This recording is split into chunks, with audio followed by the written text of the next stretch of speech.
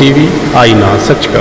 जो सुदीक्षा भाटी की मौत का मामला है, किस तरह का एफआईआर हुआ है, अभी तक क्या जांच में आया है? देखिए, दिनांक 10/8/20 को सुबह 8:50 पर औरंगाबाद थाना क्षेत्र के चरौरा मुस्तफ़ाबाद गांव की सीमा में एक दुखद सड़क दुर्घटना में सुदीक्षा भाटी की मौत हो गई।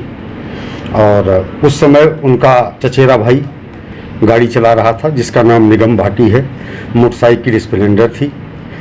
मौके पर एक चश्मदीद मिले हैं जिनका नाम हेमंत शर्मा है, चरौरा मुस्तफ़ाबाद के रहने वाले हैं।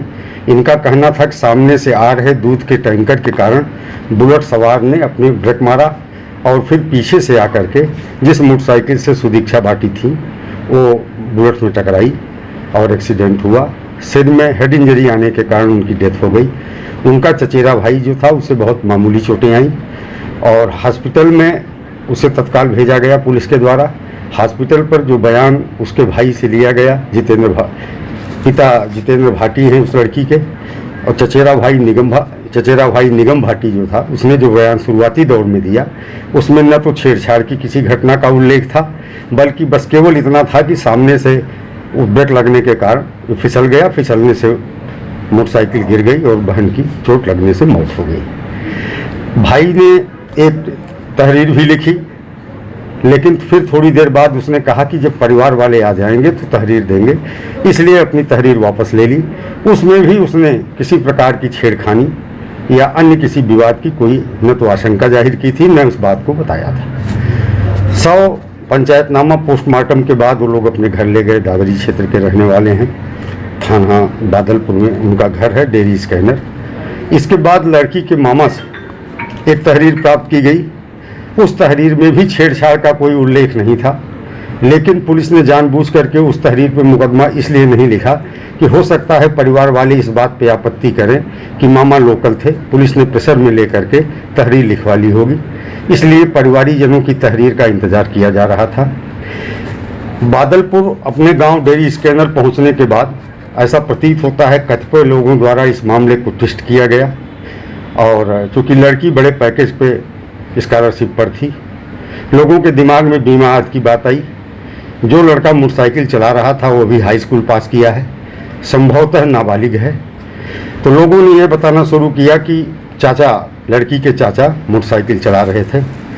लेकिन विवेचना के दौरान जब चाचा के मोबाइल सत्येंद्र भाटी नाम है का एनालिसिस किया गया तो 8:50 की घटना है। 9:17 पर उनकी लोकेशन दादरी क्षेत्र में थी और वो 10:49 पे लगभग 2 घंटे बाद मौके पर पहुंचे हैं। पूरा रूट चार्ट है और जिस रास्ते से आए हैं। फिर इस कहानी के साथ इसको नए रूप में प्रस्तुत करने का एक प्रयास किया गया, और एक झूठ को अगर 50 लोग बार बार दोहराने लगे तो सच जैसा लगने लगता है। और इसमें फिर पुलिस को पार्टी के रूप में दिखाया जाने लगा कि पुलिस की लापरवाही, छेड़खानी की वजह से उसकी जान गई।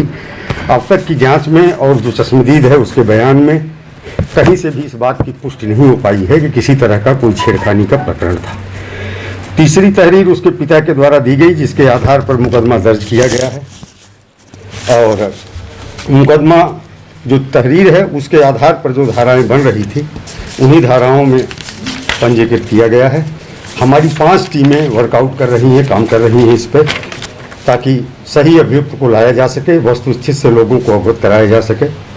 और धारा 279, 304A, 177, 184, 192 MB एक्ट के अंतर्गत अभियोग पंजीकृत हुआ है। विवेचना हमारी जारी है। सर, परिवार बार बार कह रहा है कि छेड़छाड़ के दौरान छेड़छाड़ हुई है और बुलेट सवार युवकों से छेड़छाड़ के दौरान बचने पर उसकी हादसे में मौत हुई है। और एफआईआर में भी उसने लिखा है कि बाइक के 2-3 बार आगे पीछे बुलेट हुई है। तो इसका 2-3 बार आगे पीछे बुलेट का होना और बार बार परिवार का छेड़छाड़ की बात कहना, आखिर क्या वजह रही? इतने सब होने के बाद भी छेड़छाड़ की धाराओं में मुकदमा दर्ज नहीं हुआ। देखिए, उसमें छेड़छाड़ शब्द का इस्तेमाल नहीं है, केवल बुलेट का आगे पीछे करने का उल्लेख है। अगर विवेचना में ऐसी कोई बात आती है तो हम पूरी सख्ती के साथ कार्रवाई करेंगे और जो भी धारा होगी उसमें उसे तरमीम किया जाएगा। लेकिन अभी तक कहीं से कोई ऐसा एविडेंस नहीं मिला है।